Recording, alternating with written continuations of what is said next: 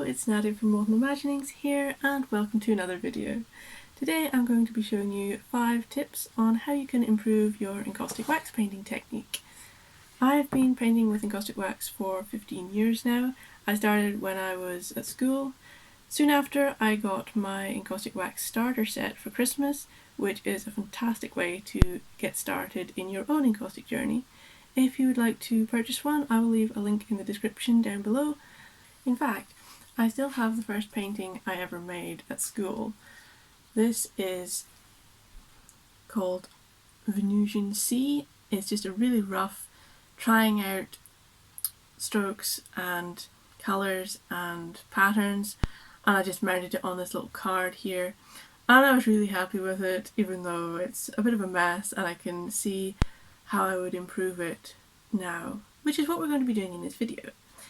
I'm very inspired by the sea in a lot of paintings I make, and it's just been a recurring theme ever since.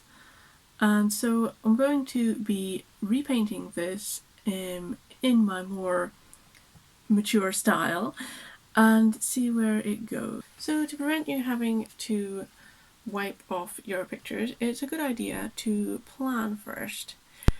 Tip number 1. Plan out the composition of your paintings. I find that I tend to use a bullet journal for this. I don't really have a sketchbook. I put all my life stuff in a bullet journal, and I also find that the little dots on the page are really perfect for drawing out thumbnail grids, which I plan my YouTube thumbnails in here as well, so it's really handy for that. If you're enjoying this video, please like and subscribe, that'd be really handy. Composition is very important. It helps your eye to flow around the picture, and with this I didn't have any knowledge of composition really when I did this, so it's a bit all over the place. So this will help us to redesign this piece almost and repaint it totally. So what we've got in here are these beautiful dots. I'm going to use these to help plan out a new composition for this piece. So we've got it going portrait, but I think it might work better landscape. We'll try out both. So this is almost a square, but I'm wanting this to be, it's a semi-landscape technically, it's sort of an abstract landscape. We've got these things coming out of the water, we've got a little bit of shore perhaps over here, and something happening in the sky. I can't remember what I was doing when I started doing this, because it was 15 years ago. But I'm going to try and sketch out a couple of designs, see where we go with that.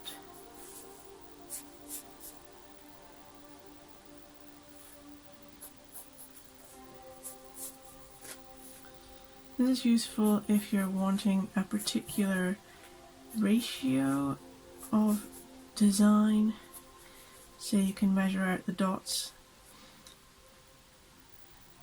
We got 7 there,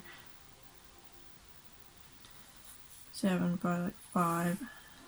So therefore we can divide this into thirds. And we follow the rule of thirds. See, we've got this divided into thirds now, where we've got this foliage and rock area in 1/3. We've got the 2 spars in the middle, and we've got the big wave over there. So that works out alright. What we could do is turn this into something else, because this is very loose. Then we'd have balanced by the 2 things on either thirds. But if we want to focus it better, what we can do is use the golden spiral, which means we have the one focus on one side and lessening as we go out. So make this wave take up a larger space. This is very similar to that painting, isn't it? I didn't realise that when I started this. Got some foliage and rocks and things. And then we have the spars on this same, instead of having them in the middle, we have them a bit further over.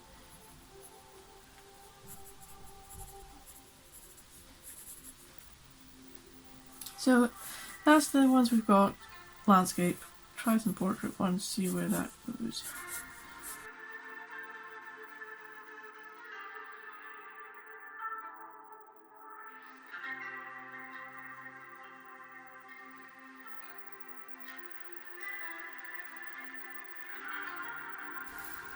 That's a really good composition, but we'll do one more.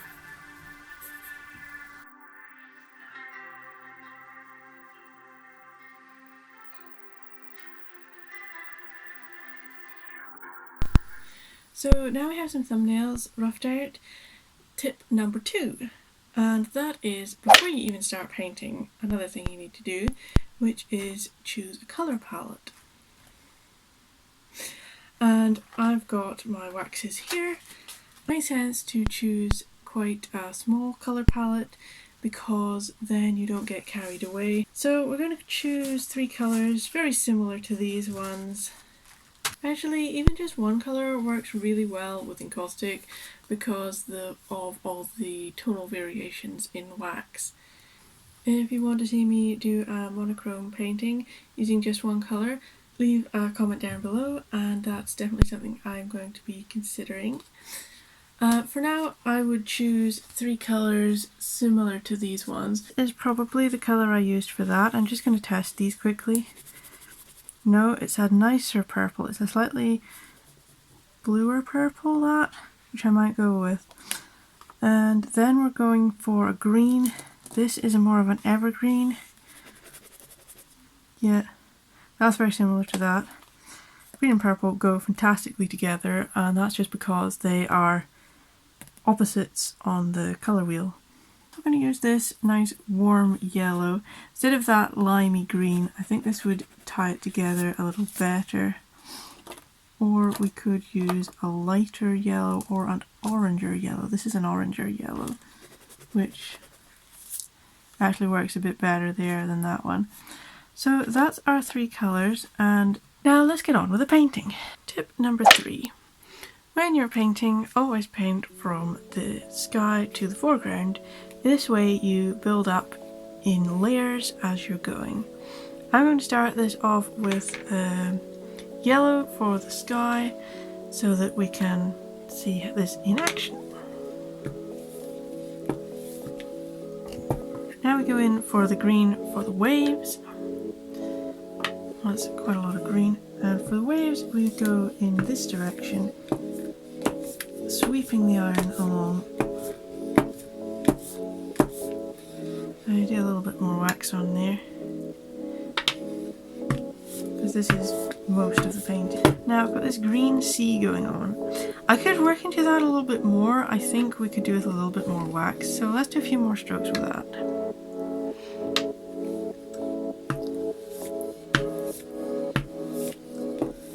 And it's about keeping it loose and fluid, which is tip number 4. Keep it loose and fluid. And whilst we are working with a composition that we've worked out, it's always a good idea, especially with encaustic wax, to keep your ideas very loose and very fluid. Because the medium itself does amazing things. You can just keep working and you will get some fantastic results. I think that's it. Now we have to build up the next layer, which is the purple wave. And for this I'm going to turn the card around just because I'm sweeping this way. So I'm going right up to the top here.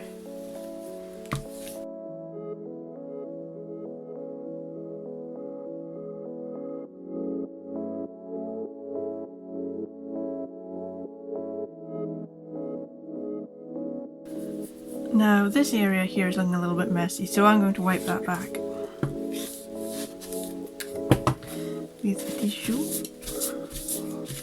Since we're still working from the background to the foreground, that's fine. We haven't done the foreground yet, so I'm going to undercut this wave here. And keep moving and wiping it back until I think it looks right.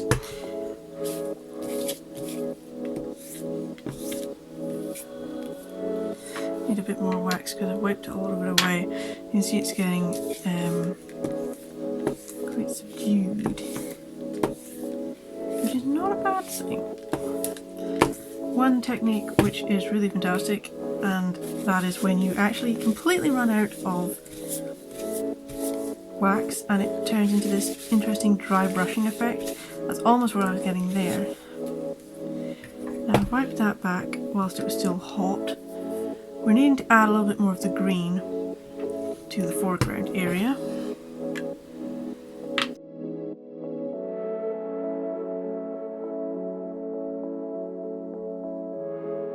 We need to do a little bit more here. I think we're going to use the edge of the iron this time to define some of these.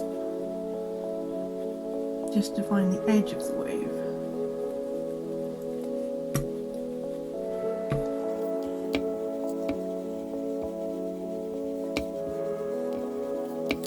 Here I'm not adding any wax, I'm just cutting into the wax that's already on the page. And this again is that similar dry brushing effect that I was talking about. That's looking like something. I do feel that there needs to be a bit more purple in amongst the green, just because it's meant to be 1C, which probably changes colour. Oh yeah, and tip number 5. Always experiment. See, I'm going into this being very experimental. I wasn't quite sure how I was going to get this wave to look wave-like. Although I have done a lot of sea paintings, I wanted it to look alien at the same time. So I'm working into this in various ways, using various techniques, and being very experimental in the process. I'm not really feeling this sky too much over here now, so since with the original I've got this line going along here, I'm maybe going to just cut the wave off a little bit and see what that looks like.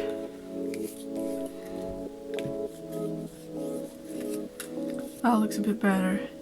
It's got that smoky effect which looks a bit more unified. So now for the foreground we're going to add another little wave with this green, sort of echoing the bigger one, only more green. So we're using the edge of the iron to cut that. So that wave is echoing that wave. Now we add a little bit of foreground with the yellow.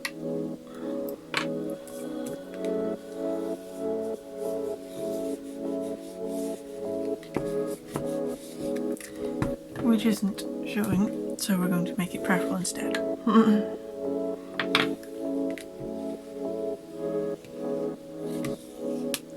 Now, using the edge of the iron like that makes it look very like rocks, and in order to make it look less like rocks, we add foliage.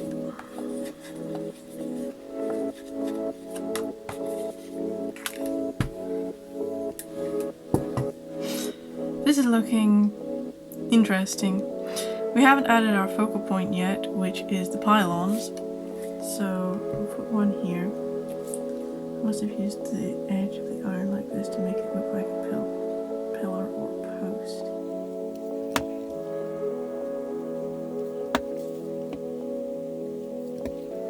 Alternatively, since this is looking a little wide,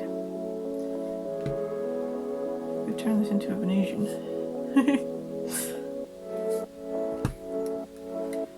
They stand on the edges of the ocean and wait for the waves to come and take them.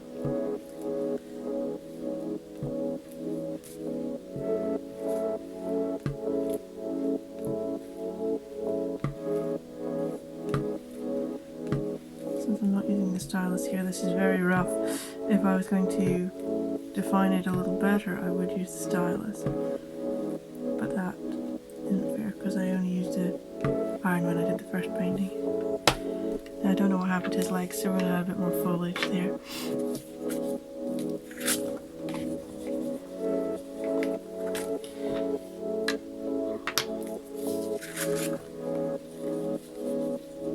Because the sea is green, Adding the foliage in green as well doesn't really work, so I need a bit more yellow with that.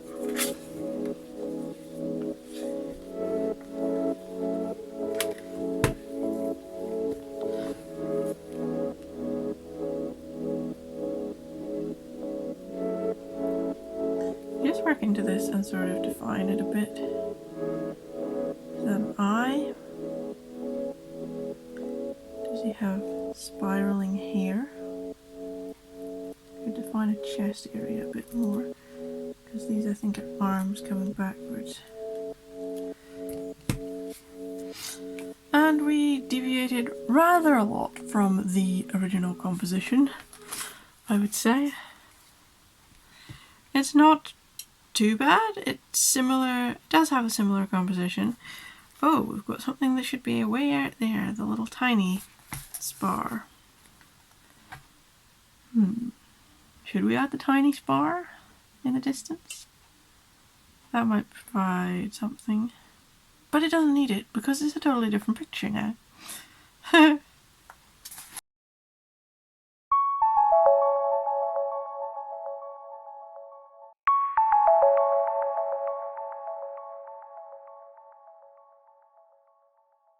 So there we have a few basic tips on how to improve your encaustic wax painting, or any kind of painting. These tips can be applied to watercolour or acrylic painting just as well as encaustic. However, encaustic is my preferred medium because this is the medium that I love. If you would like to see me painting more encaustic wax pictures, why not head along to my Patreon and vote in a poll to decide what type of painting I'm going to be doing next.